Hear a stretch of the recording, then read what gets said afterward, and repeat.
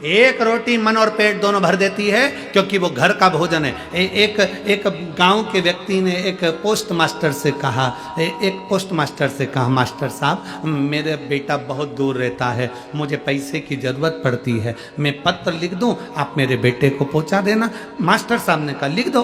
बेटे को पत्र लिखा, उस पत्र में गांव के व्यक्ति ने लिख दिया, बेटा मुझे हर महीना 10 रुपया भेज दिया कर, मेरा गुजारे के पैसे नहीं है। अब 10 रुपए भेज दिया कर। मास्टर साहब को पत्र दिया कि इसको मेरे बेटे तक पहुंचा देना। मास्टर साहब ने सोचा, पोस्ट मास्टर ने सोचा 10 रुपए लिखे हैं, इसमें एक जीरो बढ़ा देता हूं, और पोस्ट मास्टर ने उसमें एक जीरो बढ़ा दी। अब कितने रुपए हो गए?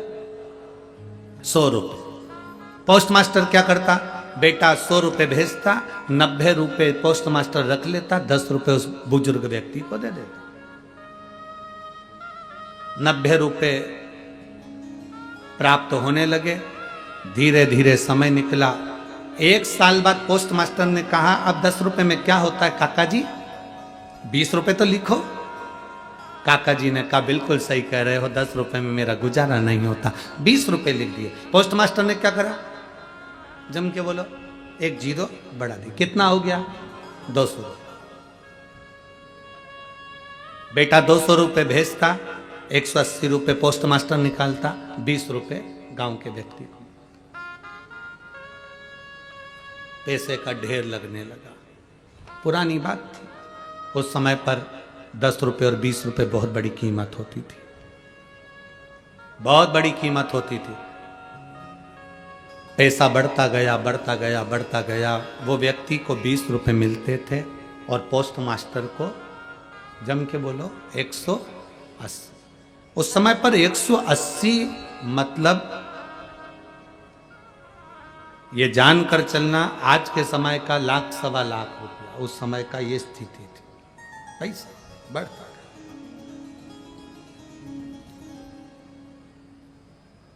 पोस्ट मास्टर बड़ा खुश, गाड़ी आ गई, बंगला बन गया, नाम हो गया, शोहरत हो गई, इज्जत हो गई, धन हो गया। जैसे जैसे धन बढ़ता है, व्यक्ति की सोच बढ़ जाती है कि मैं पद प्रतिष्ठा वाला हो गया, पर उसको सोचना चाहिए कि जो मेरे पास में 180 रुपए आए हैं वो मेरे नहीं हैं, वो किसी और के हैं, मैं तो बस इसका भोग कर रहा हूं।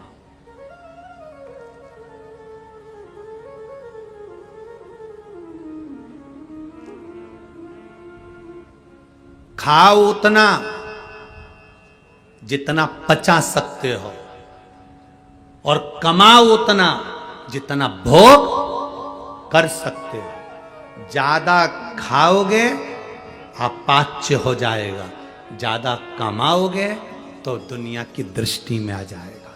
खाओ उतना जितना पचा सकते हो, कमाओ उतना जितना भोग कर सकते हो। मास्टर साहब बढ़ते गए, बढ़ते गए, बढ़ते गए, बढ़ते गए। गाड़ी भी बड़ी, बंगला भी बड़ा, सुख भी बड़ा, पर समय ऐसा आ गया कि घर में जो सदस्य रहते थे धीरे धीरे सब बीमार पड़ने लगे, रोग ग्रसित हो गए।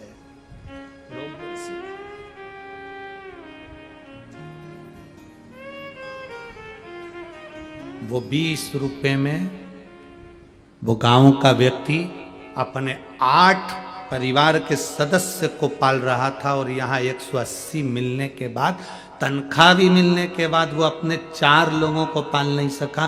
बीमार पड़ते गए, वैद्य जी को बुलाया, डॉक्टर को दिखाया, रोग ग्रस्ता गया, गढ़ता गया, ग्रस्ता गया, और धीरे धीरे धीरे धीरे जो गाड़ी थी वो भी चले गई, बंगला था वो भी चले गया, और मालूम पड़े घर में सदस्य रहने वाले भी चले, सदस्य रहने वाले केवल एक पत्नी, बेटा, बेटी और पति बचा। माता गई, पिता गए, भाई गए, बंधु गए, सखा गए, सब चले गए। आंख में आंसू पोस्ट मास्टर के, नैनों में जल भरा था, रो रहा था।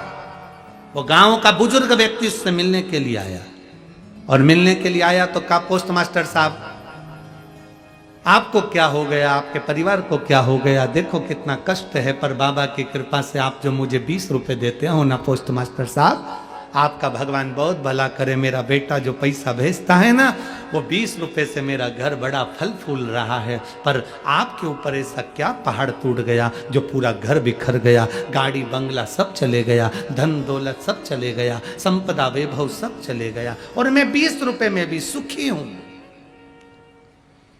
बाबा कहकर गया, एक संत सामने से निकल कर आया। पोस्ट मास्टर ने उसके चरण पकड़ लिए। बाबा जी, मैंने सुना है आप ज्योतिषाचार्य, आप ज्योतिषी करते हैं? हाँ, मेरा भाग्य देखकर बताओ कि मेरी जिंदगी में ऐसा कष्ट क्यों आ रहा है। ज्योतिषाचार्य ने कहा, 180 भारी पड़ गए हैं। वो 180 रुपए मिले हैं, वो भारी पड़ गए।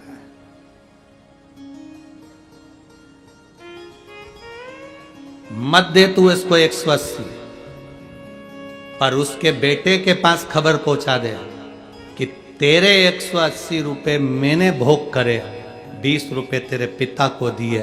अगर वो बेटा तुझे माफ कर देगा तो समझ ले कि तू वापिस स्वस्थ हो जाएगा, वापिस स्वस्थ।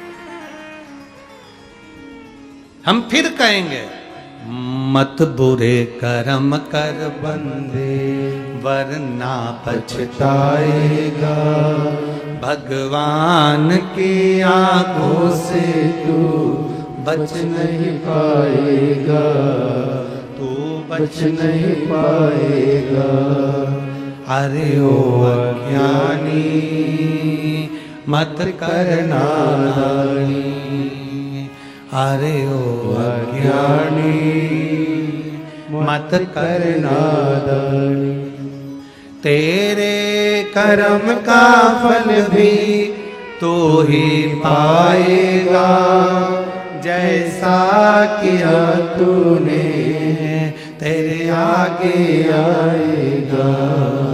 मत बुरे कर्म कर बंदे वरना पछताएगा, भगवान की आंखों से तू बच नहीं पाएगा, तू बच नहीं पाएगा। बहुत धन हो गया तुम्हारे पास में, बहुत वैभव हो गया तुम्हारे पास में, बहुत गाड़ियां हो गई तुम्हारे पास में, लोग तुमको भैया जी कहने लगे, आदर करने लगे, सम्मान करने लगे, तुम्हें सलाम ठोकने लगे, तो तुम ये मत सोचना कि तुम बहुत ऊंचे हो गए। शिव महापुराण की कथा कहती है, जो बहुत उन्नति पर हो जाता है, बहुत ऊपर पहुंच जाता है, उसको झुककर चलना सीख लेना चाहिए, तो जिंदगी में आगे बढ़ जाता है।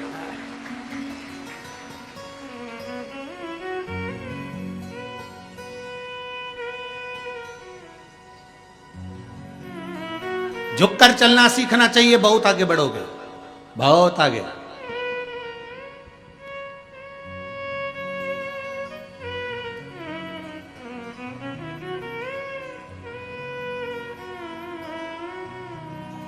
इस व्यासपीठ से मैं धन्यवाद दूंगा माननीय प्रधानमंत्री मोदी जी को। साधुता है उनको।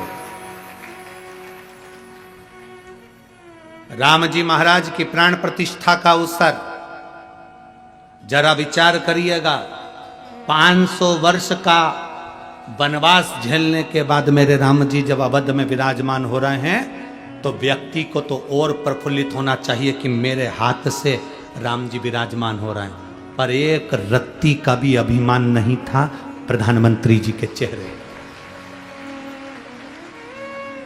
उनके सामने की प्रथम पंक्ति में हम बैठे हुए थे, वहीं सामने हम देख रहे थे। एक रत्ती मात्र का अभिमान नहीं, एक रत्ती मात्र की अभिमतता नहीं।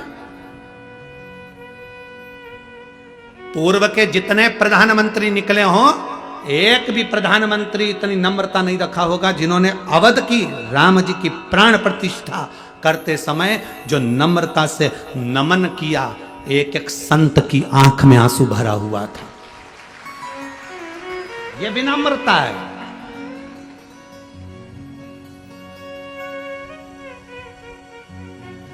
और बहुत जरूरी है, अगर आप व्यक्ति, अगर कोई सेलिब्रिटी है ना, व्यक्ति बहुत आगे बढ़ा हुआ है ना, व्यक्ति को लोग बहुत मानते हैं ना, तो उसमें नम्रता होना जरूरी है। अगर किसी सेलिब्रिटी में, किसी मानने वाले व्यक्ति को जिसमें बहुत गौरव है, बहुत प्रतिष्ठा है, बहुत वैभव है, उसमें अगर नम्रता नहीं है तो वो शून्य के बराबर है, जीरो के बराबर है। धन्यवाद दूंगा मैं माननीय प्रधानमंत्री नरेंद्र जी मोदी जी को, बहुत बहुत साधुवाद। आपकी विनम्रता, आपकी नम्रता और आपके निर्णय, ये भारत सनातन धर्म की ओर बढ़ रहा है और एक दिन विश्व गुरु भी होकर रहेगा वापिस, ये पक्का। ये भारत वापिस विश्व गुरु होकर रहेगा वापिस, क्योंकि आपकी नम्रता, आपकी विनम्रता और आपका समर्पण इस राष्ट्र के प्रति है।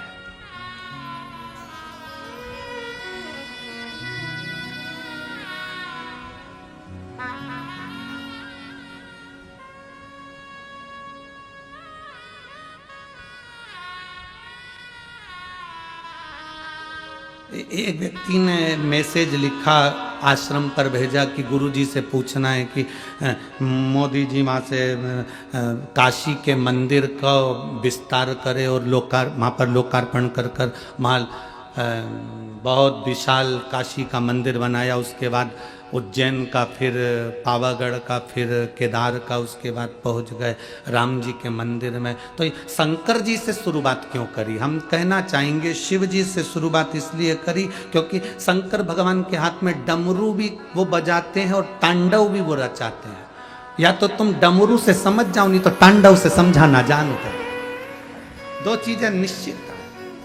आपका प्रबल विश्वास, आपकी दृढ़ता होना चाहिए, भरोसा होना चाहिए। आप जितने बड़े बड़े बनते जाओ, जितने बड़े सेलिब्रिटी बनते जाओ, जितने उन्नति पर चढ़ते जाओ, जितनी जितनी तरक्की करते जाओ, उतनी उतनी नम्रता तुम्हारे भीतर होना चाहिए। अगर तुम में नम्रता नहीं है तो वो किसी काम के नहीं, शून्य है वो, शून्य। और मेरी बेटियों से निवेदन करूंगा, मैं मेरे बेटाओं से निवेदन करूंगा, तुम डॉक्टर बन जाओ, कलेक्टर बन जाओ, एसपी बन जाओ, कमिश्नर बन जाओ, डिप्टी कलेक्टर बन जाओ, तुम्हारी मर्जी पड़े एसडीएम बन जाओ, तुम कितने भी उन्नति पर चढ़ जाओ, तुम कितनी भी ऊंची सिंहासन पर बैठ जाओ, तुम मिनिस्टर, मंत्री, संतरी, कलंतरी जो बनना हो बन जाओ, पर अपनी नम्रता मत भूलना। अपनी विनम्रता रखोगे तो एक दिन तुम ऊंचे सिंहासन पर जाकर जरूर बैठोगे। विनम्रता होना चाहिए। रावण, लंकाधिपति रावण के पास सोने की लंका थी, रावण के पास में सारा वैभव था, रावण के पास में पूरा कुल था, रावण के पास में पूरा वंश था, सब कुछ था लंकाधिपति रावण के पास में, पर विनम्रता नहीं थी, नम्रता नहीं थी। खुद सिंहासन पर बैठा था, हनुमान जी को जमीन पर बिठाना चाहता था, पर हनुमान तो हनुमान है, ऊंच की सिंहासन बना के उस पे बैठे थे। हनुमान तो हनुमान, विनम्रता हो। और उसी रावण की लंका में विनम्रता दिखाई अंगद जी ने, पांव जमाकर खड़े हो गए।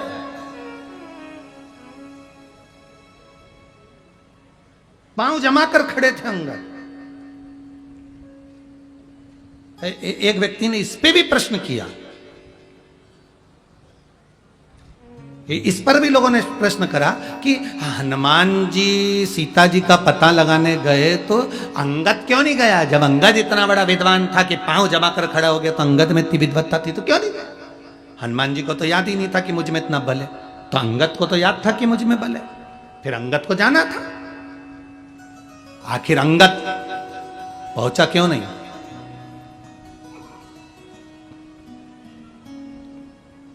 माता सीता का पता लगाने के लिए अंगद क्यों नहीं गया? हनुमान क्यों गए? अरे भैया, तुमने अगर रामायण पढ़ी होगी तो तुम्हें मालूम होगा, अंगद और रावण का पुत्र अक्षय कुमार, ये दोनों एक ही गुरु के यहां पढ़ते थे। अंगद इतना प्रबल था कि अक्षय कुमार के मुंह पे जब तक 25 थापड़ नहीं मार देता तब तक रोटी नहीं खाता था। कौन? जम के बोलो। अंगद क्या करता था? जब तक अक्षय कुमार के चेहरे पर 25 थप्पड़ नहीं मार दे तब तक वो रोटी नहीं खाता। अक्षय कुमार रोया, बचपन का समय था, रोते रोते बच्चों की आदत रहती है, कई कई स्कूल में पढ़ने वाले बच्चे, कई कई घर में रहने वाले बच्चे, छोटे छोटे जो बच्चे रहते हैं ना भाई भाई, वो एक दूसरे को मार ठोक नहीं दे तब तक रोटी इनको पचती नहीं है। उसमें तुम भी हो, तुम भी बचपन में कम नहीं थे हो। सबकी माता इतना सारा पोहा बनाकर, चिवड़ा बनाकर, चिवड़ा देती थी, ये तेरा है, ये तेरा है, ये तेरा। पर तुम सब भी उसमें एक हो। इतने चतुर होते थे, जो ज्यादा वाला होता था ना वो अपनी साइड खींच लेते थे, कम वाला बुरा। माँ चाय देती थी ना तो गिलास में नपती करते थे, कौन सा ज्यादा है कौन सा कम है। अंगद का काम, अंगद बचपन में अक्षय कुमार को 2-3 थप्पड़ मार, 25 थप्पड़ मारे जब तक रोटी नहीं खा। एक दिन अक्षय कुमार रोते रोते अपने गुरु जी के पास गए, गुरुदेव गुरुदेव गुरुदेव,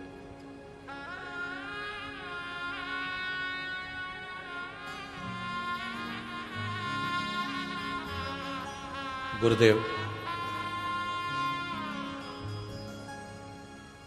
ये अंगद मुझे बहुत मारता,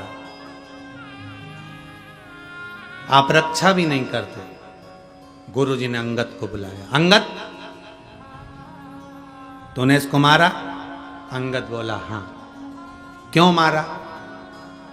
इसके गाल अच्छे लगते हैं तो मार देता। ये कोई बात होती है? कई कई लोगों की आदत रहती है, गाल अच्छे दिखते हैं तो खोल रहा है, ये कोई बात है?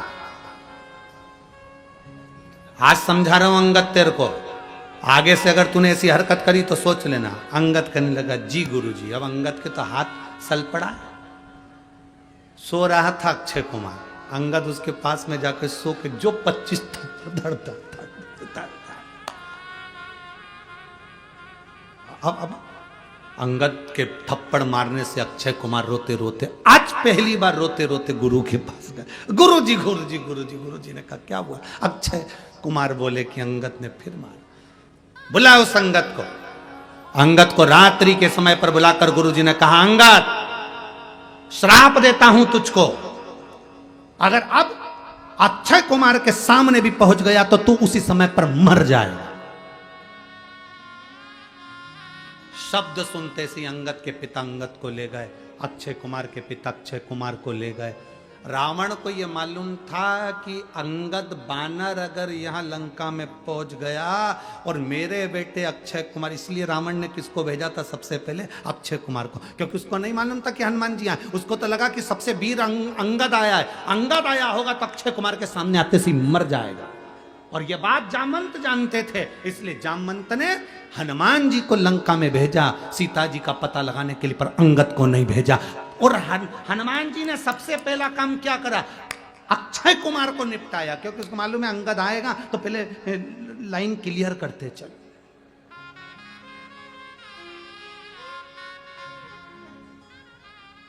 सबसे पहले हनुमान जी ने वहां पहुंचते सी, और रावण को मालूम था कि बंदर आया। इनको लगा कि बंदर में केवल एक अंगद ही आया होगा, बड़ा वीर है अंगद, अंगद आया होगा। अंगद आया होगा तो अक्षय कुमार को भेजा जाए, अक्षय कुमार के सामने मर जाएगा, निगाह पड़ेगी और मरेगा, क्योंकि श्राप है। गया अक्षय कुमार, जैसे ही देखा तो वो अंगद तो नहीं था, हनुमान जी ने पचीट पचीट के धो दिया। जो धोया वॉशिंग मशीन में जैसे कपड़े को धोते ऐसे।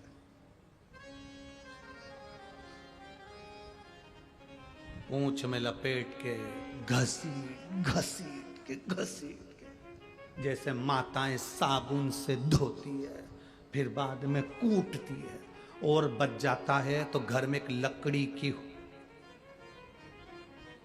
बच्चे तो ग्राउंड में क्रिकेट खेलते हैं, ये सुबह से कपड़े धोती है। क्यों सुबह से मोगरी से कपड़े धोती है? ये कपड़े नहीं धोती है, पूरे घर को डरा के रखती है।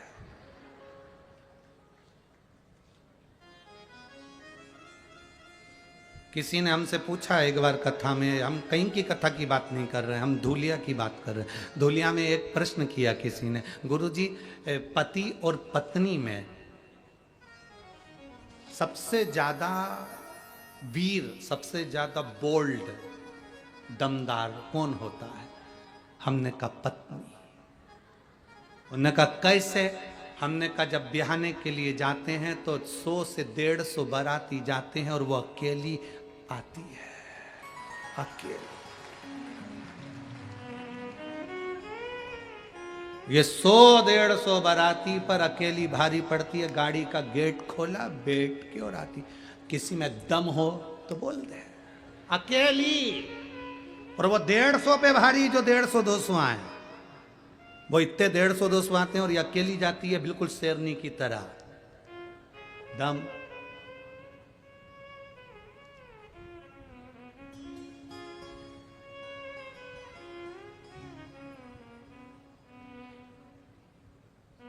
कितना दमदार है। अब कोई समझे? अक्षय कुमार, इसलिए उसको हटाना जरूरी था, हनुमान जी ने उसको हटा दिया। अब उसको समझने वाला समझे। अब रामायण में कई पात्र ऐसे होते हैं जिसको समझने की जरूरत होती है, बस व्यक्ति समझे तब तो। वो इसीलिए तो कहते हैं मेरे बाबा दया करना, मैं तेरे भरोसे हो, भोले बाबा दया करना, मैं तेरे भरोसे हो। ना घर के भरोसे हो, ना परिवार के भरोसे हो, ना घर के भरोसे हो, ना परिवार के भरोसे हो, मेरे बाबा दया करना, मैं तेरे भरोसे हो, भोले बाबा दया करना, मैं तेरे भरोसे हो। हम उसके भरोसे रहें, हम उसके आश्रित रहें। सोचिए जरा, घर नहीं है भोलेनाथ जी का, अमृत नहीं दिया गया भोलेनाथ जी को, विष का कटोरा ला कर दिया। ना घर है, ना अमृत है। और दुनिया में कोई देवता इतना बदनाम नहीं जितना महादेव बदनाम है। लोग क्या कहते हैं, ये गंजेड़ी है, भंगेड़ी है। बोलो सही है कि गलत है?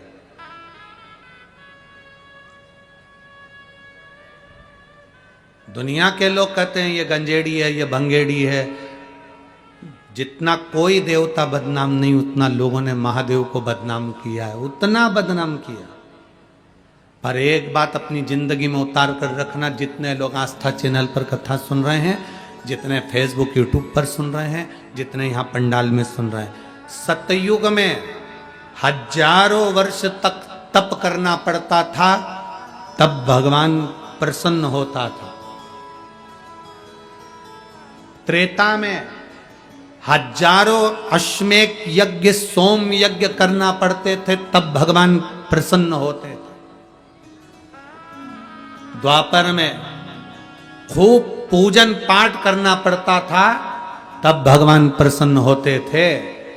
पर कलयुग केवल एक ऐसा है जिसमें भगवान का नाम लिया जाए और एक लोटा जल महादेव को चढ़ाया जाए तो भगवान प्रसन्न हो जाते। इसीलिए तुलसी बाबा ने यहाँ लिखा कि कलयुग केवल नाम आधारा, सुमर सुमर नर उतरहि पारा।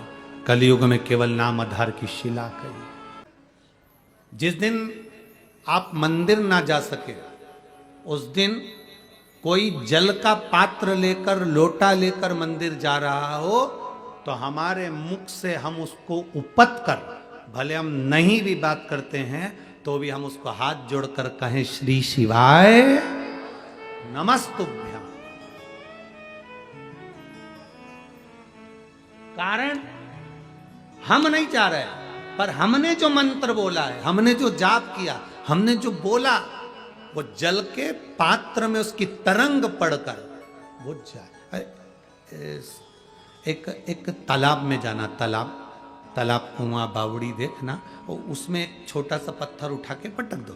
पत्थर पटकोगे तो क्या होगा, वो उसमें एक लहर उठेगी। देखा है आप लोगों ने, एक लहर उठती है, वो लहर आगे बढ़ते बढ़ते बढ़ते बढ़ते बढ़ते बढ़ते जाती है और आखिरी में वो लहर एकदम तालाब की बिल्कुल आखिरी सिरे तक पहुंच जाती है और फिर वहां से वापस टकरा कर धीरे धीरे वो लहर का तरंग हल्की सी उस पत्थर तक आती है।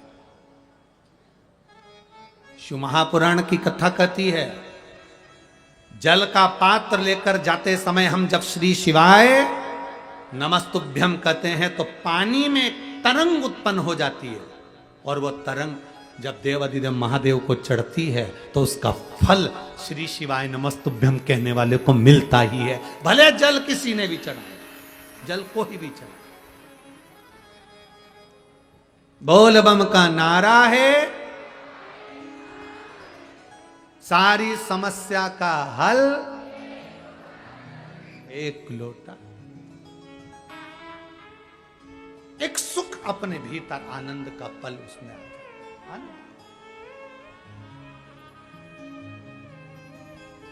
महाराज शिव कथा कर रही है, भगवान देवाधिदेव महादेव का संवाद कर, नम्रता हमारे भीतर लेकर, हम जितने नम्र होंगे उतना आनंद होगा। शंकर भगवान पार्वती जी को संवाद कर रहे हैं, शिव जी पार्वती जी को जो संवाद कर रहे हैं वो जीवन का एक आनंद देने वाला संवाद।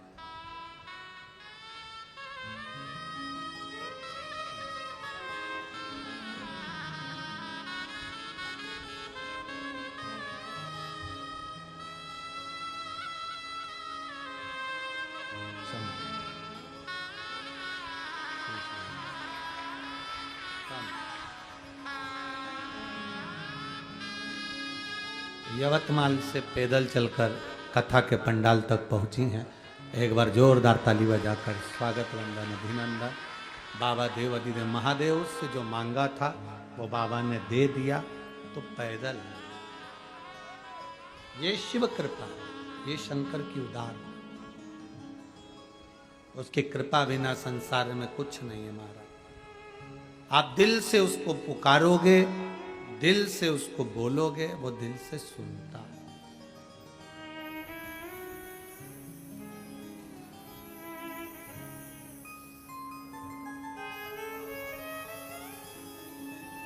स्वस्थ हैं आप? जिनको कैंसर था और पूरे शरीर में फैल चुका था, डॉक्टर ने समय दे दिया था, आज बाबा की कृपा से पूर्ण तरह से रिपोर्टें नील आ रही हैं। यही शिव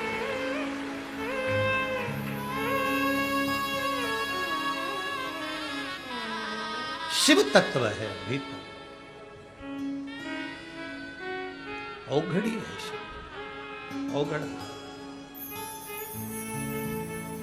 खाली ना जाता कोई, आप भी बोलिए, दर से तुम्हारे, खाली न जाता कोई, दर से तुम्हारे, मैं भी खड़ी हूँ बाह बसाए, अपने हृदय से लगा लो, गिरा जा रहा हो, उठा लो, भोले अपने डर से अब तो न टालो, गिरी जा रहे हो, उठा लो, उठा लो। जितनी नम्रता उतनी नम्रता अपने भीतर रखिए, सहजता रखिए, सरलता रखिए। बहुत ऊंचे पहुंच जाने पर नम्रता मत भूलिए। केवल एक बानर ऐसा है वाल्मीकि रामायण में जिसका नाम दुविध कहा गया, राम जी उसको लेकर नहीं गए, उसको अवध नहीं ले गए। वो दुविध बानर वो अवध नहीं गया, कारण केवल एक काम करता था वो गलत। सारे बानरों को समझाया गया कि देखिए किसी को कोई कष्ट नहीं देना, युद्ध के मैदान में सब युद्ध लड़े तब तुम लड़ो, युद्ध के मैदान में जब युद्ध लड़ा जाए तब अच्छे से लड़ो, पर बाकी के समय पर तुम बेर मत रखो।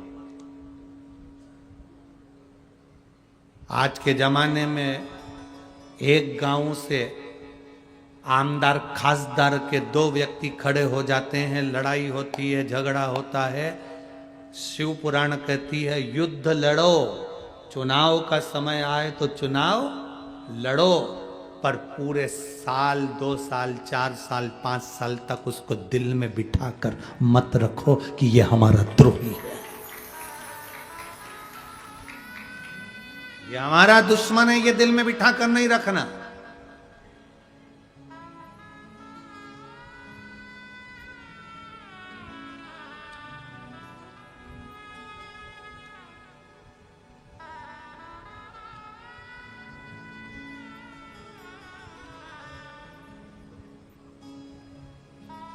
बेर नहीं रखना। कई लोग ऐसे हैं, एक बार अगर किसी चुनाव लड़ते हैं, हार जाते हैं या जीत जाते हैं तो एक दूसरे से बेर रख लेते हैं। इसके आदमी ने मेरे साथ काम किया था, इसके 5 आदमी बहुत आगे बढ़कर काम कर रहे थे, इनको सल्टाना, इनको ये करना। अरे भाई क्या बेर रखना। राम जी महाराज एक दुविध नाम के बानर को लेकर नहीं गए, बाकी सबको ले गए, कारण केवल एक था, युद्ध के मैदान में बेर करो, युद्ध के मैदान में युद्ध लड़ो, युद्ध के मैदान में तुम द्रोही बन जाओ, एक दूसरे को नष्ट कर दो, चलेगा, पर युद्ध के मैदान से हटकर अगर तुम हरकत करोगे तो वो श्रेष्ठ नहीं।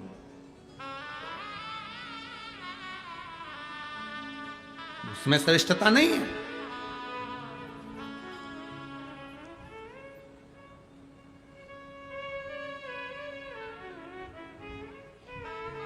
अरे भाई बड़ी विडंबना है, भाई भाई का द्रोही हो गया, बहन बहन की द्रोही हो गई, परिवार परिवार का द्रोही बन गया। किस चीज के लिए? धन सत्ता वैभव प्रतिष्ठा के लिए। सेठ 40 करोड़ कमाने वाला भी मरता है तो उसके ऊपर जो सफेद कपड़ा उड़ाया जाता है वो किसी ब्रांडेड कंपनी का या रेमांड का नहीं होता। घर के लोग रोने में लगे रहते हैं, मोहल्ले के लोग तैयारी में लगे रहते हैं, और परिवार वालों से कह दिया जाता है उस दुकान पे चले जाओ और कपड़ा लिया, और कपड़े की दुकान पे से कपड़ा लाया जाता है, उसकी तो गाड़ी भी नहीं बनाई जाती, ऐसे ही मरोड़ के दे दिया जाता है, और बिना नाप के अभी तक जितने कपड़े लेकर आए, double XL, 1 XL, triple XL, ये एक्सल, 42 नंबर, 10 नंबर, 15 नंबर, ऐसे लाए। अब बिना नंबर के, बिना एक्सल के, वहां तो बस गए, कहा मुर्दे के लिए कफन दे दो, और कफन का कोई नाप नहीं, नपा नपाया है, दे दिया, ले जाओ, उड़ा दिया। कितनी सत्ता में जी रहे हो, कितने अहंकार में जी रहे हो, मेरा धन, मेरा वैभव, मेरी प्रतिष्ठा, मैं नहीं बोलूंगा, मैं नहीं चलूंगा, मैं नहीं करूंगा, मैं नहीं जाऊंगा, मैं नहीं आऊंगा। एक दिन मरकर शमशान चले गए, राख पड़ी रही, हड्डियां उठा के नदी में फेंक दी गई। 13 दिन बाद बामन जीन लिए, फोटो इतना बड़ा चढ़ गया दीवाल पे, और प्लास्टिक के फूल की माला टंग गई। अब श्राद्ध में नीचे फोटो को उतारा, कंडा जलाया, घी शक्कर छोड़ के धूप लगा के पूड़ी चिपका दी। बस इतनी जिंदगी है। प्रेम रखिए, वात्सल्यता रखिए, स्नेह रखिए, स्नेह।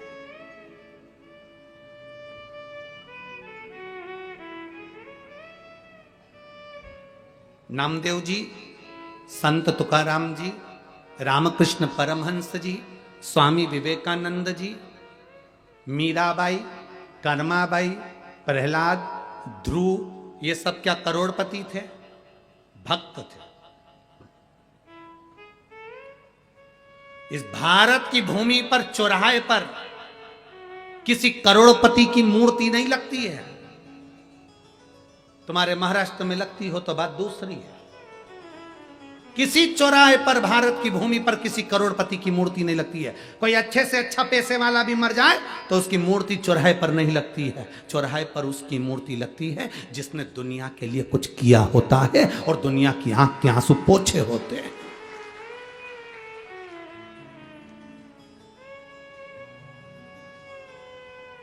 फिर चाहे वो कोई भी हो, वो ये नहीं देखा जाता कि कौन धर्म का है, कौन संप्रदाय का है, किस वर्ण का है, कौन है, कोई नहीं देखा जाता।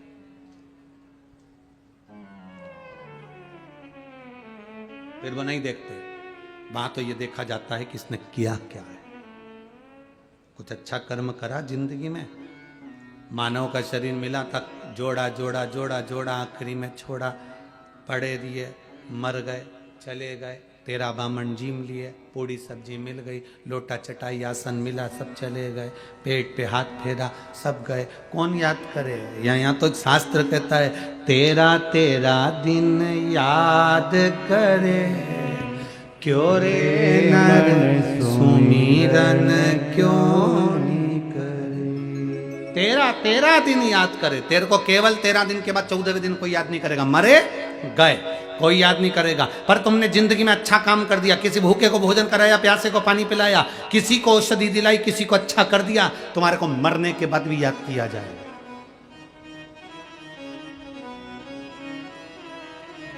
मरने के बाद भी याद किया जाएगा। क्यों?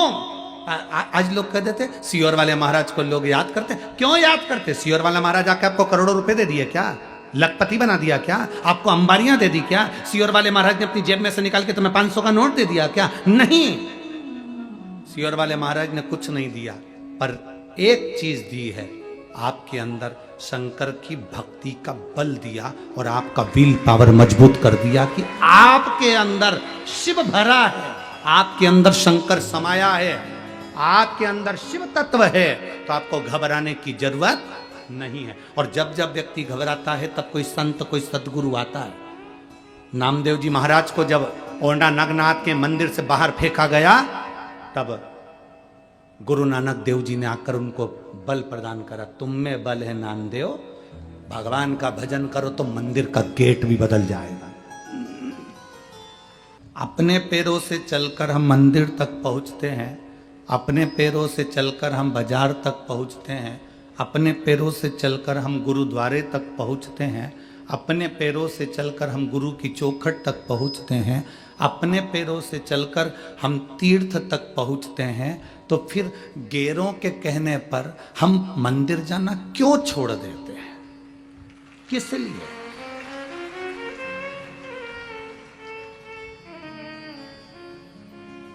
अपने पैरों के बल पर हम मंदिर जा रहे हैं, अपने पैरों के बल पर हम तीर्थ जा रहे हैं, अपने पैरों के बल पर हम कथा में जा रहे हैं, अपने पैरों के बल पर हम सत्संग में, गुरुद्वारा, संगत में जा रहे हैं।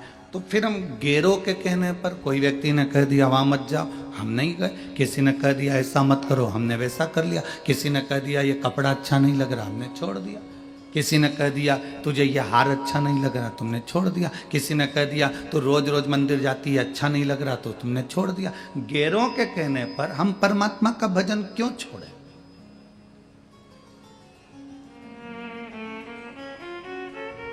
गैरों के कहने पर हम सत्संग क्यों छोड़े? गैरों के कहने पर हम भगवान का स्मरण क्यों छोड़े?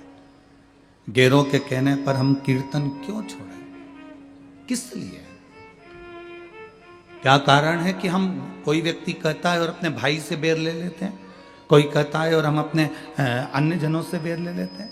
नहीं, अपने पैरों पर हमको चलना है तो अपना विल पावर, अपने हृदय को मजबूत रखना है। हमें दूसरे के बल पर नहीं चलना।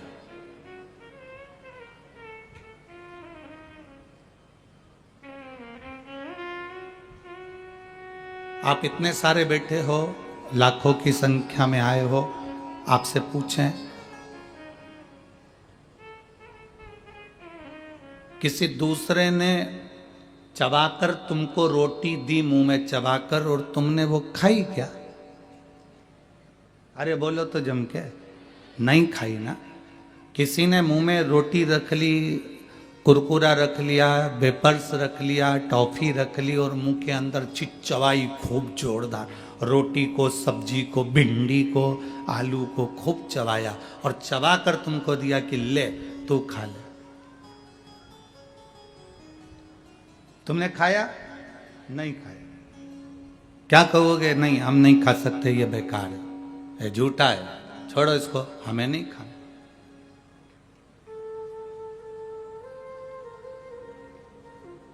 हम अपनी रोटी स्वयं चबाएं, हम अपनी रोटी स्वयं खाएं, हम अपने हाथ से जो रोटी खाएंगे और मुंह से चबाएंगे दांतों से, वो हमको सुख प्रदान करेगी, हमें आनंद की अनुभूति देगी, हमें उससे ईर्ष्या नहीं होगी, हमें उससे नफरत नहीं होगी।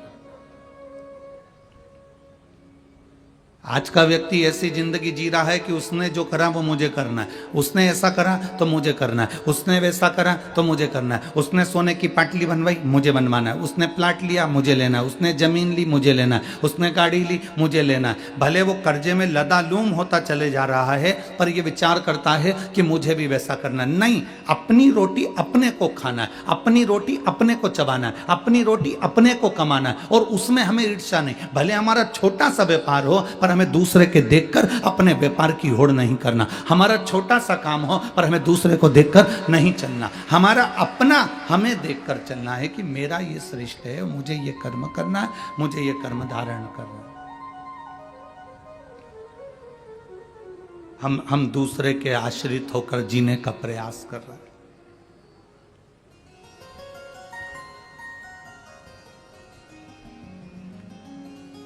केवल एक रामचरितमानस में केवल एक बंदर ऐसा था, एक बानर ऐसा था, जिसको राम जी लंका से, राम जी महाराज सारे बानरों को लेकर अयोध्या गए थे, बस केवल एक बानर ऐसा था जिसको राम जी लेकर नहीं गए थे।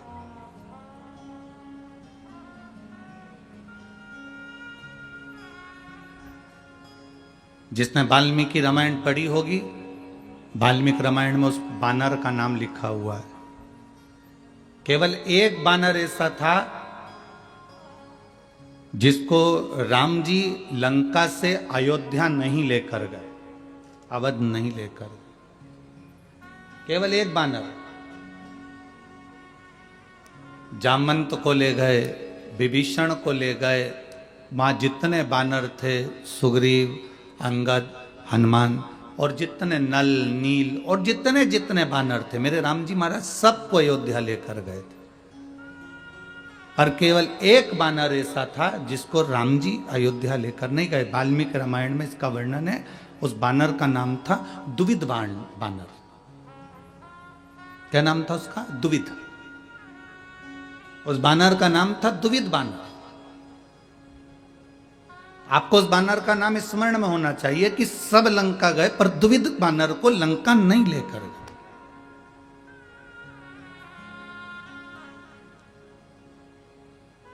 कारण क्या था? ऐसा दुविध बानर ने कर क्या दिया था कि राम जी उसको लंका लेकर नहीं गए? वो बानर करा क्या था? उस बानर ने हरकत क्या कर दी थी जो मेरे राम जी सारे बानरों को गले से लगाते हैं, सारे बानरों को हृदय से लगाते हैं, सारे बानरों को लेकर अवध तक जाते हैं, अयोध्या तक जाते हैं, पर दुविध बानर को लेकर लंका तक नहीं गए, लंका से अवध तक नहीं गए। कारण क्या है? कभी आप भी विचार करो। पूरे गांव के लोग, पूरे बनी के लोग, पूरे यवतमाल जिले के लोग, पूरे चंद्रपुर जिले के लोग बनी में शिव महापुराण की कथा में जा रहे हैं। आप कथा तक नहीं पहुंच पा रहे, तो कभी विचार करा कि मैं इतना व्यस्त क्यों, मेरे को टाइम क्यों नहीं मिल रहा। मैं आखिर 7 दिन की कथा में एक दिन भी कथा के अंदर हाजिरी लगाने नहीं जा पाया। मैं एक दिन भी अपना घर छोड़कर कथा में नहीं जा सकी, मैं जरा सी मेहनत नहीं कर सकी कथा में जाने की। तो आखिर मैंने ऐसा कौन सा पाप कर्म कर दिया था, मैंने ऐसा क्या कर दिया कि अपने नगर में कथा हो रही है, अपने क्षेत्र में कथा हो रही है, और मैं 2 कदम चलकर परमात्मा के द्वार तक नहीं जा पाई। दुनिया के लोग हरिद्वार जाते हैं, दुनिया के लोग गंगा सागर जाते हैं, दुनिया के लोग प्रयाग जाते हैं, दुनिया के लोग प्रयागराज का त्रिवेणी का स्नान करने जाते हैं, दुनिया के लोग कैलाश का दर्शन करने, महादेव का दर्शन करने के लिए सोमनाथ केदारनाथ जाते हैं, और मेरा 12 ज्योतिर्लिंग स्वयं बनी में आ गया और मैं अपना घर छोड़कर नहीं जा सकी। आखिर मेरा पाप कर्म कौन सा है, मेरे अंदर वो कौन सा पाप कर्म समाहित हो गया कि मैं परमात्मा के दरवाजे तक नहीं जा सकी, मैं भगवान की चौखट तक नहीं जा सकी, मैं भगवान के दरवाजे तक नहीं जा सकी, मैं परमात्मा की चौखट तक नहीं पहुंच सकी। मैं धन्यवाद दूंगा बनी के सभी कोयला व्यापारियों को और कोयले की खदान वालों को, जिन्होंने 7 दिन सुबह 6 बजे से रात्रि को 8 बजे तक कोयले की खदानों पे से कोयला भेजना पर रोक लगाकर उन्होंने कहा सब कथा सुनेंगे, सत्संग करेंगे। मैं धन्यवाद दूंगा।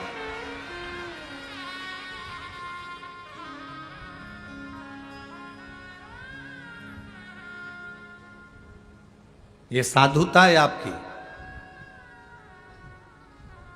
आपने भोलेनाथ जी के लिए समय निकाला है। जब तुमको जरूरत पड़ेगी ना, मेरा भोला बाबा समय निकालकर तुम्हारे दरवाजे पर खड़ा मिलेगा, ये निश्चित था।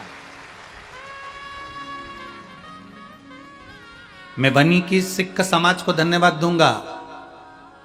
सिख समाज के भक्त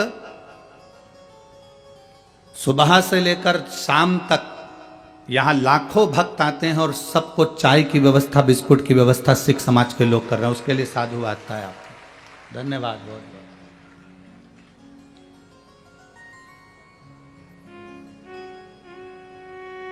साधुवाद है आपका। अभी हम भटिंडा पंजाब गए थे तो पंजाब में हमने क्या देखा, वहां एक अलग नज़ारा देखने को मिला हमको, अलग नज़ारा। वहां जितने सिख भाई पुलिस की नौकरी कर रहे थे वो ड्यूटी के टाइम ड्यूटी करते थे, और ड्यूटी के पहले और ड्यूटी के बाद लोगों को कोई खिचड़ी, कोई हलवा, कोई चाय, आप लोगों के पास में कई बार आप लोगों ने वीडियो भी सोशल मीडिया पर और आस्था चैनल पर देखी हो, सेवा में लगे रहे।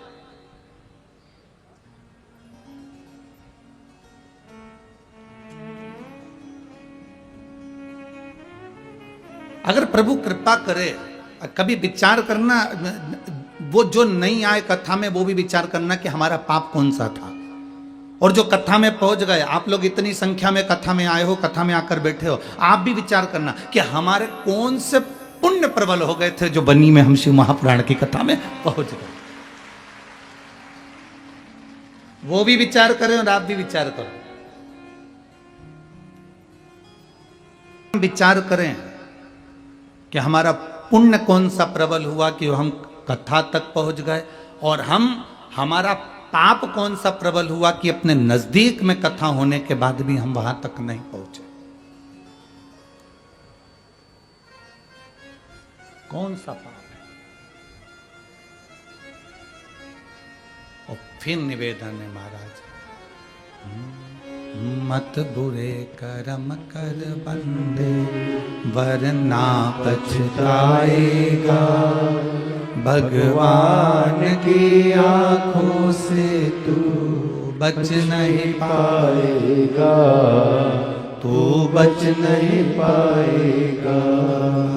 अरे ओ अज्ञानी मत करना दानी, अरे ओ अज्ञानी मत करना दानी, तेरे कर्म का फल भी तू ही पाएगा, जैसा किया तूने तेरे आगे आएगा, मत बुरे कर्म कर बंदे, वरना पछताएगा। भगवान की आंखों से तू बच नहीं पाएगा, तू बच नहीं पाएगा। अरे ओ अज्ञानी नादानी, अरे ओ अज्ञानी मत कर नादानी। कभी विचार करिए कि हमारा पुण्य कौन सा प्रबल हुआ जो हम यहाँ तक पहुँच गए। कभी विचार करिए कि हमारा पाप कौन सा ऐसा प्रबल हो गया कि हम कथा तक नहीं पहुँच पाए। कभी अपने भीतर ये विचार को उत्पन्न करिए, कभी अपने भीतर ये भाव उत्पन्न करिए कि हमारा पुण्य ऐसा कौन सा था जो हमको यहाँ तक लेकर आ गया।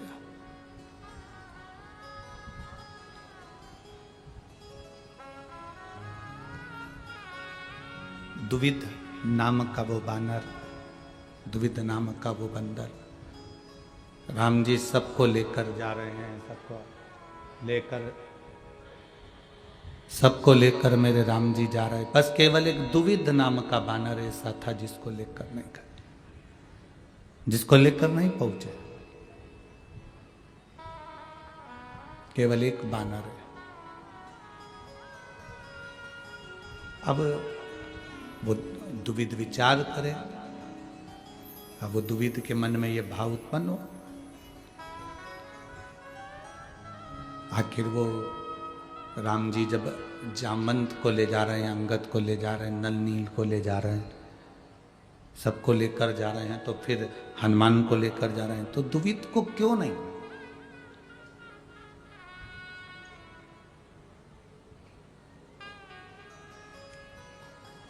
दुविध को किस लिए?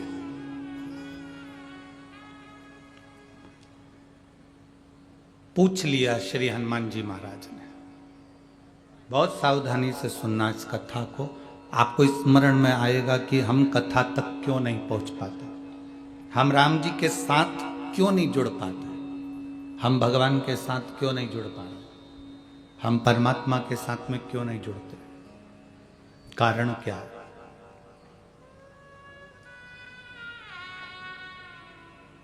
आप में कई लोग ऐसे होंगे जिन्होंने एक अनुभव किया होगा।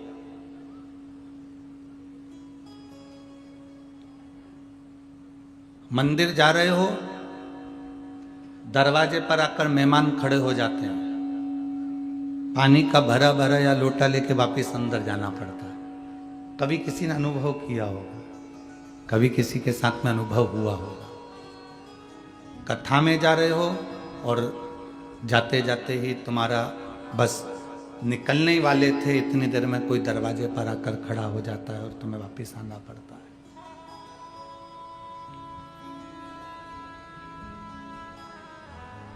बहुत अच्छा शरीर है, बहुत अच्छा स्वास्थ्य है, बहुत अच्छा शरीर है, बहुत अच्छा स्वास्थ्य है, और मालूम पड़े तुम बस कथा में जाने की तैयारी थी और शरीर में कोई रोग, कोई तकलीफ, कोई कष्ट आ गया और तुम्हें वापस जाना पड़ा। वापस तुम अपने अपने घर में चले गए, वापस की वापस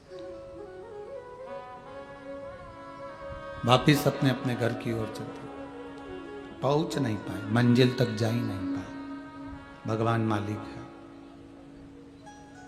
पहुंच ही नहीं पाए, आप मंजिल तक जा ही नहीं पाए।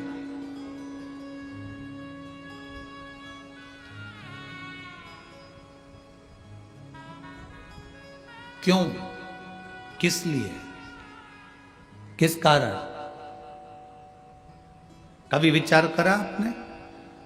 शिव महापुराण की कथा में भगवान शंकर माता पार्वती जी को नंदन वन में, काशी में एक बात कहे थे, जो काशी में नंदन वन में देवाधिदेव महादेव विराजमान हैं, नंदन वन काशी में बैठे हुए हैं, माता पार्वती जी के करीब में बैठे हैं, और थोड़ी देर बाद उन्होंने बात करने के बाद, चर्चा करने के बाद शंकर जी वहां से ओझल हो जाए। काशी में नंदन वन में विराजमान, काशी में बैठे। पार्वती जी ने पूछा,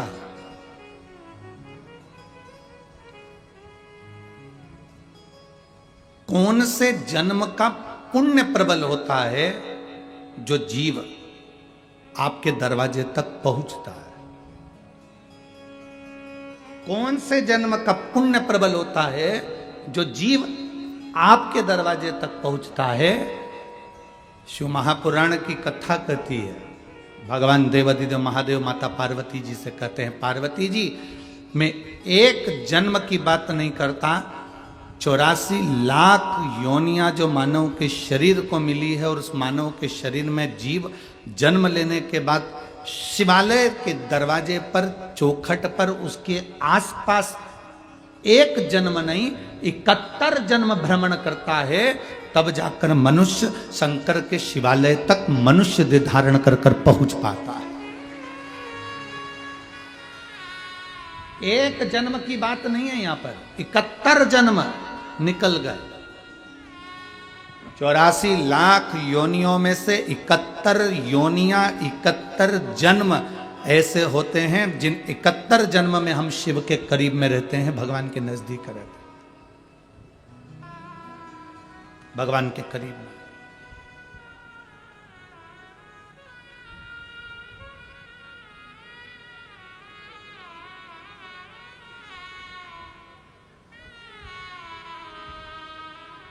गुरु नानक देव जी के पुत्र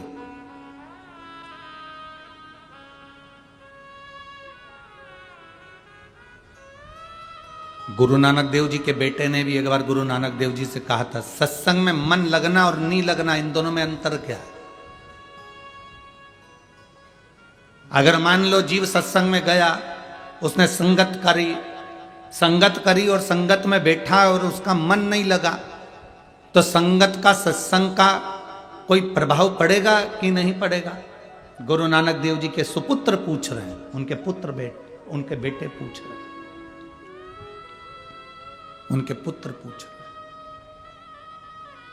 कि संगत में जाकर बैठ गए और मन नहीं लग रहा, चित्त नहीं लग रहा, तो संगत में बैठे कि नहीं बैठे, सत्संग में बैठे कि नहीं बैठे, प्रवचन में बैठे कि नहीं बैठे, कथा में बैठे कि नहीं बैठे? एक बड़ी सुंदर बात कही है गुरु नानक देव जी, कहते हैं गंगा के घाट पर पहुंच गए, गंगा का स्नान नहीं किया, कोई बात नहीं, गंगा के घाट तक तो पहुंच गए और गंगा के घाट की रेत तुम्हारे शरीर से लग गई तो भी तुम्हारा कल्याण निश्चित ही है। गुरु नानक देव जी ने अपने सुपुत्र से कहा कि तुम कहते हो संगत में जाकर बैठ गए, सत्संग में जाकर बैठ गए, कथा में जाकर बैठ गए, मन नहीं लगा, तो फल मिलेगा कि नहीं मिलेगा? तो गुरु नानक देव जी ने कहा कि एक मटके को, एक हंडे को, एक घड़े को नल के नीचे सीधा लगा दो, चाहे उल्टा लगा दो। सीधा लगाओगे तो उसमें पानी भरा जाएगा और उल्टा लगाओगे तो वो घड़ा भले पानी नहीं भराएगा पर ठंडा तो बना ही रहेगा। सत्संग में जाने वाला व्यक्ति ठंडा तो बना ही रहता है, संगत में बैठने वाला व्यक्ति ठंडा तो बना ही रहता है। भले उसमें कुछ भराए ना भराए, उसमें कुछ जाए ना जाए, वो कुछ ग्रहण करे ना करे, पर अगर जब तक वो कथा में बैठा है, जब तक वो सत्संग में बैठा है, संगत में बैठा है, तब तक वो ठंडा। तुम खुद अंदाजा लगा कर देखो, 1 बजे से 4 बजे तक कथा होती है, 1 बजे से 4 बजे के भीतर तुम अगर अपने घर पर होते तो कितना झूठ बोल रहे होते? बोलो, ईमानदारी की बोलो, मोबाइल पे। 1 बजे से 4 बजे के भीतर तुम घर पे क्या कर रहे होते? बर्तन मांज के, रोटी खा के सो रहे। ठीक है, तुम अपना अपना अंदाजा लगा कर देखो जरा सा। हो अब 1 बजे से 4 बजे तक के बीच में बच्चे लोग भी आ रहे हैं, पति भी आ रहे हैं, रोटी भी बना रहे हैं, काम भी कर रहे हैं, सारा काम तुम्हारा 1 से 4 के बीच में चलता कि नहीं चलता? बोलो, जम के बोलो जरा। उस बीच में तुम कितना झूठ भी बोल लेते, उस बीच में तुम किसी से झगड़ा भी कर लेते, उस बीच में तुम सास बहू की आपस में तकरार भी हो जाती, उस बीच में तुम पति पत्नी का भी झगड़ा हो जाता, उस बीच में तुम बच्चों को भी ठोक देते, उस बीच में तुम कुछ आड़ा टेढ़ा बोल देते, उस बीच में तुम गाली भी बक देते, उस बीच में तुम आड़ा टेढ़ा कह भी देते। अब तुम 1 बजे से 4 बजे के भीतर की बात कही, अब तुम 1 घंटे पहले, 2 घंटे पहले निकले और 2 घंटे बाद अपने घर पर पहुंचे, तो 3 घंटे की तो कथा इधर और 3 2 5, 5 और 2 ये 7 घंटे का अंदाजा लगा कर देखना। तुम जब कथा के लिए निकले हो तब से तुम कथा का स्मरण कर रहे हो। मैं जाऊंगी, आगे बैठूंगी, पास में रास्ता मिल जाएगा, वहां पहुंच जाऊंगी, और साथ में पानी की बोतल रख ली है और टॉफियां रख ली है, और मन में आया थोड़ी सी टॉफी ज्यादा रह जा रही हूँ, सब आसपास वाली को बांट दूंगी, थोड़े से पानी की बोतल ज्यादा रख ली, सबको बांट दूंगी। मतलब तुम धर्म ही धर्म सोच रहे हो, तुम पुण्य पुण्य सोच रहे हो, अच्छा ही अच्छा सोच रहे हो। और अच्छा सोचते सोचते तुम आ गए, अच्छा सोचते सोचते तुमने कथा सुनना चालू कर दी, अच्छा सोचते सोचते तुम वापिस अपने अपने घर को चल दिए। अब पुण्य ही पुण्य तुम्हारे भीतर चल रहा है। अब इस बीच में ना तुमने निंदा करी, इस बीच में ना तुमने चुगली करी, इस बीच में ना तुमने गाली दी, इस बीच में ना तुमने अपशब्द करा। अब भले तुमने कथा सुनी नी सुनी, कथा तुम्हारे अंदर भराई नी भराई, पर कथा में जाकर बैठ गए तो कम से कम उतनी देर ठंडे तो बने रहे, मटके जैसे शीतल तो बने रहे।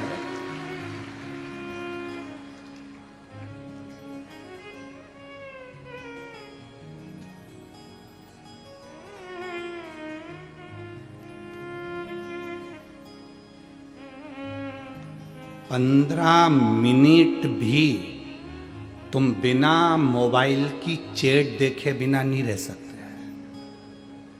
15 से 20 मिनट में तुमको ना जाने वो कौन सी चींटी आके काटती है।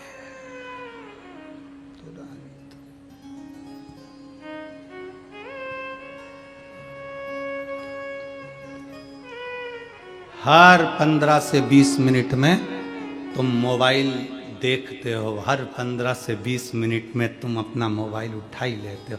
किसका कॉल आया, किसका मिस कॉल आया, किसका व्हाट्सएप पे मैसेज आया, कौन सा इंस्टाग्राम पर क्या डाला, फेसबुक यूट्यूब पर क्या हुआ है, सब देखा गया ना।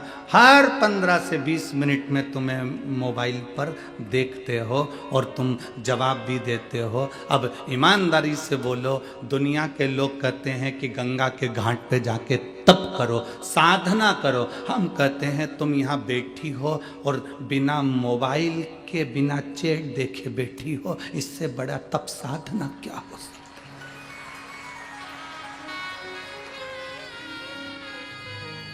इससे बड़ी तप साधना क्या होगी।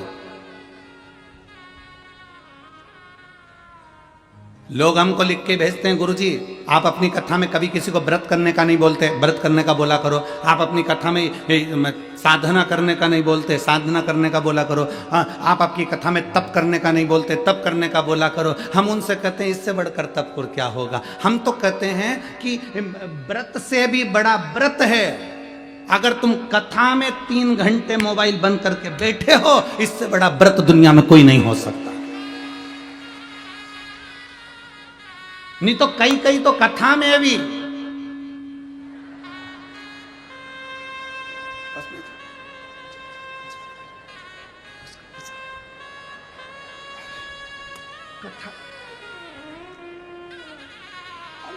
इससे बड़ा तप और क्या होगा, इससे बड़ी साधना और क्या होगी।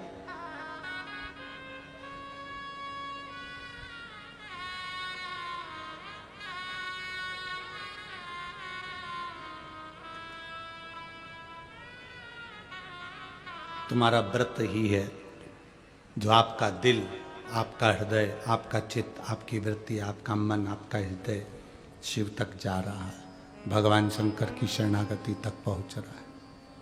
भगवान के भजन तक आपका मन अगर जा रहा है तो ये आपका तप ही है, ये आपकी साधना ही है, ये आपका व्रत ही है।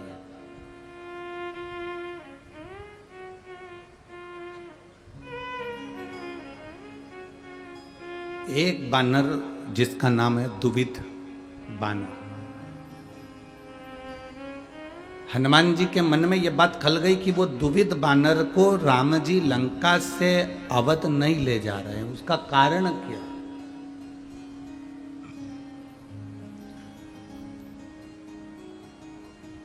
3 व्रत होते हैं। 3 व्रत सर्वश्रेष्ठ माने गए हैं। पहला व्रत जिसमें आप कुछ मत खाओ, जैसे आप लोग करते हो, फलाहार खाते हो, फल खाते हो, कुछ नहीं खाते। ये भी व्रत है। सोमवार, मंगलवार, गुरुवार पशुपति व्रत, चतुर्थी का व्रत, पंचमी का व्रत, छठ का व्रत, सप्तमी का व्रत, तीज का व्रत, अष्टमी का व्रत, नवमी का व्रत, एकादशी का व्रत, द्वादशी का व्रत, प्रदोष का व्रत, त्रयोदशी का व्रत, शिवरात्रि का व्रत। ये सारे व्रत है जिसमें तुम खाते नहीं हो, भोजन नहीं करते, या फलाहार करते हो, या एक समय खाते हो। ये व्रत है। 3 व्रत मूल हैं, उसमें एक व्रत है जिसमें तुम भोजन नहीं करते। दूसरा व्रत, जिस व्रत में आप किसी प्यासे को पानी पिला रहे हो, भूखे को भोजन करा रहे हो, किसी की जिंदगी में कष्ट चल रहा है और उसके कष्ट को समाप्त करने का प्रयास कर रहे हो, यह भी दूसरे नंबर का व्रत है। यह भी व्रत है। और तीसरे नंबर का व्रत है किसी के चेहरे पर आपके कारण स्माइल आ जाए, प्रसन्नता आ जाए। आपके कारण किसी के चेहरे पर प्रसन्नता दिखे तो समझ लो ये भी व्रत है। जरूरी नहीं कि भूखे रहोगे तो व्रत कहलाएगा, जरूरी नहीं कि कुछ नहीं खाओगे तो व्रत कहलाएगा। व्रत की मूलता यह कहती है कि आप किसी के चेहरे पर प्रसन्नता ला दिए, वो भी व्रत है। आप किसी की दवाई का खर्चा उठा लिए, वो भी व्रत है। आप किसी पढ़ने वाले बच्चे के पास में पैसा नहीं, आपने उसका खर्चा उठा लिया, वो भी व्रत है। वो भी व्रत है।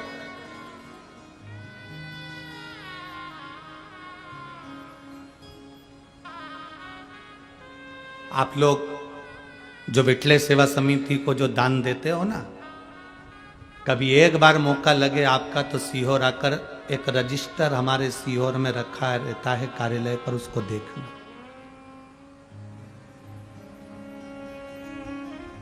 उस रजिस्टर में जो बच्चे पढ़ने वाले होशियार रहते हैं और उनके माँ बाप के पास में पढ़ने का, पढ़ाई कराने का पैसा नहीं रहता, तो उनके स्कूल की फीस, महाराष्ट्र के भी कम से कम 35 से 40 बच्चे हैं, ऐसे हर प्रदेश के थोड़े थोड़े बच्चे लिए।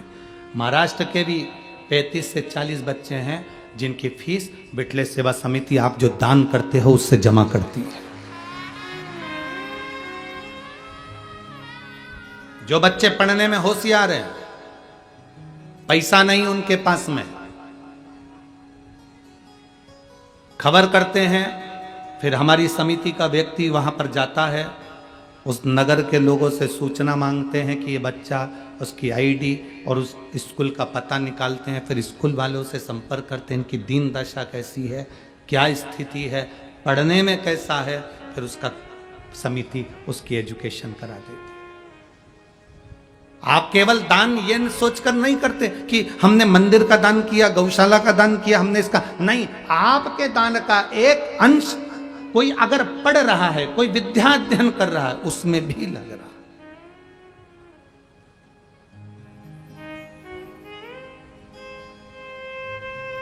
इसीलिए हम आप लोगों को बार बार कहते हैं कि आपने अगर 1 रुपया भी विठले सेवा समिति को दिया है, 3 दान करो तो 25 बार जाकर देखो।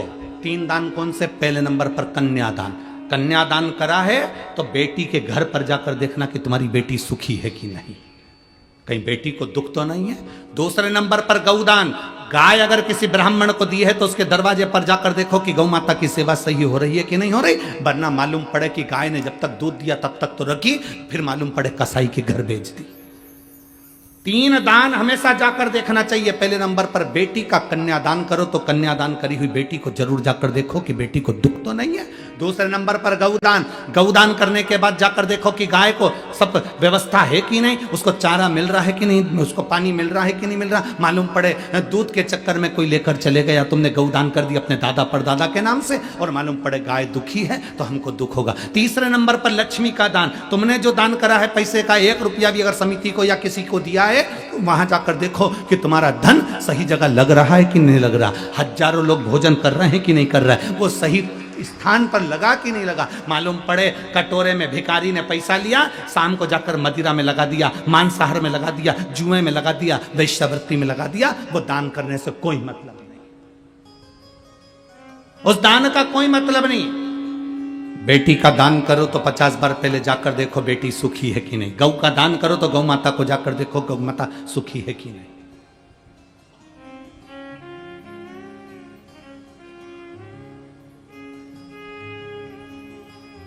करो।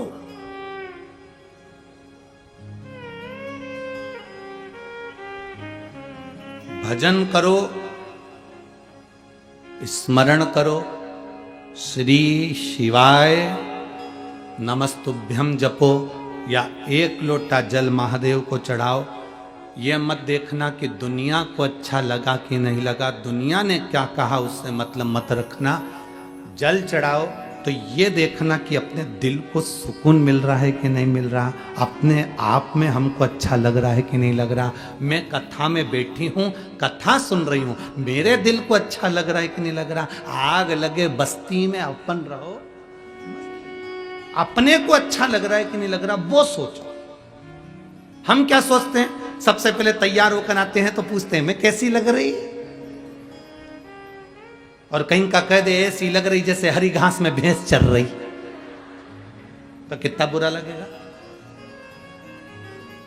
हमें नहीं पूछना कि हम कैसे लग रहे हैं, अपने को अच्छा लग रहा है ना, मैंने जो वस्त्र पहना मुझे अच्छा लग रहा है ना, मैंने जो धारण करा मुझे अच्छा लग रहा है ना। दुनिया की आदत होती है, जीन्स पहनोगे कोई नहीं टोकेगा, फटी हुई जीन्स पहनोगे, अरे बोलते जाओ जम के, कोई नहीं ठोकेगा, क्योंकि उनको मालूम है फैशन है। टी शर्ट पहनोगे कोई नहीं टोकेगा, तो क्या बोलते हैं इतना कट वाला आधा बरमुंडा चड्डा पहनोगे कोई नहीं टोकेगा।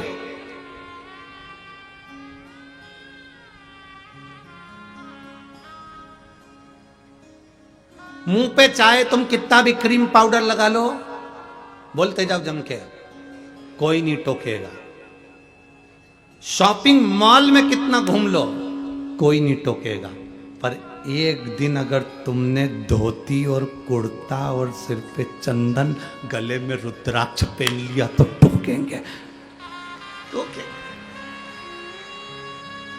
एक दिन तुमने अगर धोती कुर्ता पहना, सिर पे चंदन लगाया, गले में रुद्राक्ष की माला, तुलसी की माला, कंठी पहनी, तो लोग टोकना चालू कर देंगे, भगत जी, बाबा जी, महाराज जी।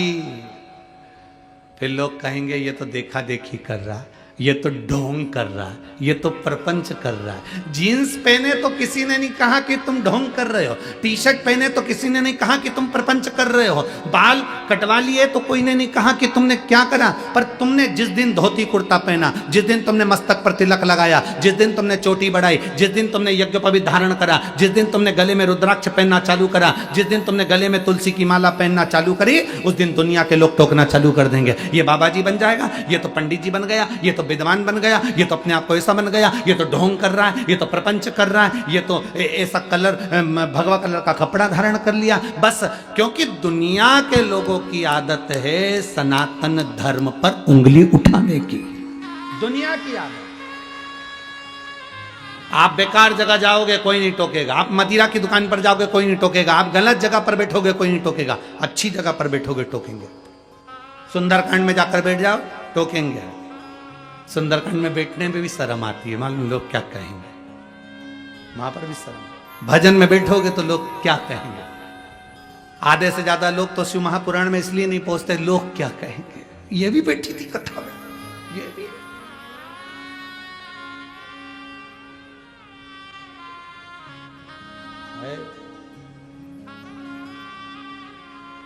अरे भजन करो भरी जवानी में, बुढ़ापा किसने देखा है।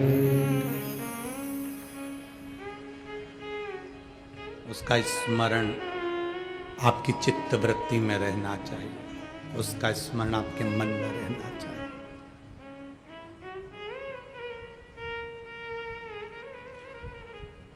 जल चढ़ाते समय अपने दिल को अच्छा लगना चाहिए। बेलपत्री चढ़ाते समय अपने दिल को अच्छा लगना चाहिए। प्यासे को पानी पिलाते समय अपने दिल को अच्छा लगना चाहिए। भूखे को भोजन कराते समय अपने दिल को अच्छा लगना चाहिए। कथा सुनते समय अपने दिल को अच्छा लगना चाहिए। दुनिया कुछ भी कहे,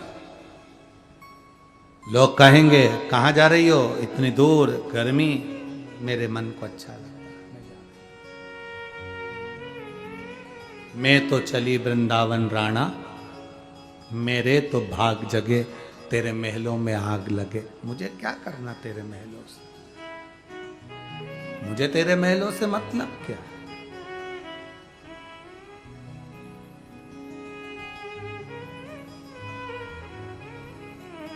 वो कहते हैं ना, देहाची तिजोरी भक्ति चाच ठेवा, उघड़दार देवा उघड़दार देवा। देहाची तिजोरी भक्ति चाच ठेवा, उघड़दार देवा उघड़दार देवा। उघड़दार देवा आता, उघड़दार देवा। ये तिजोरी के अंदर भक्ति रूपी रतन जो भरा पड़ा है, उसको हमारे भीतर के भजन को, हमारे भीतर के स्मरण को हम रखें।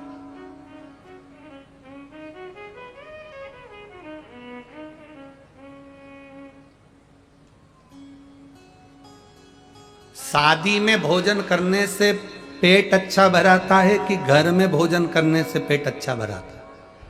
बोलो बोलो, जम के बोलो जरा। घर में तो शादी में तो रसगुल्ला भी बना है, इमरती भी बनी है, पकोड़ा भी बना है, दही बड़ा भी बना है, इमरती भी बनी है, सब कुछ बना, पर पेट नहीं भरा है। 10 दिन तुम शादी का भोजन कर लो, 11वें दिन तुमको घर की रोटी की याद आएगी, भले बिना घी की, भले बिना घी की।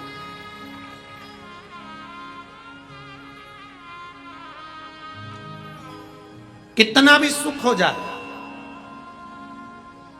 घर के भोजन की याद आती है। बस उतना स्मरण अपने बुद्धि में रखना। घर के भोजन की जैसे याद आती है घर की रोटी की याद, क्यों? क्योंकि ये शादी के भोजन से पेट नहीं भराने वाला। शादी के भोजन से केवल पेट भरा सकता है, पर आत्मा नहीं भराएगी, मन नहीं भराएगा। घर का जो भोजन होता है वो तुम्हारी मेहनत का होता है, तुम्हारे परिश्रम का होता है। उसका एक रोटी तुम्हारे को मन और पेट दोनों भर देगा।